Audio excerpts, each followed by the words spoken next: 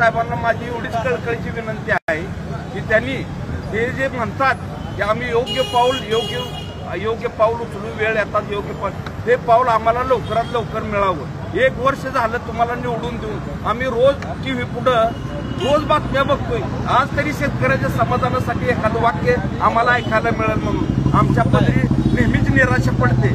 तर लवकरात लवकर तुमचा योग्य ते पाऊल उचला आणि शेतकऱ्याचा 7-12 कोरा करा, असा राष्ट्रीय समाज पक्षाच्या वतीनं एक आम आदमी कार्यकर्ता शेतकरी मुलगा त्यांना विनंती करतो। जय हिंद, जय राष्ट्र।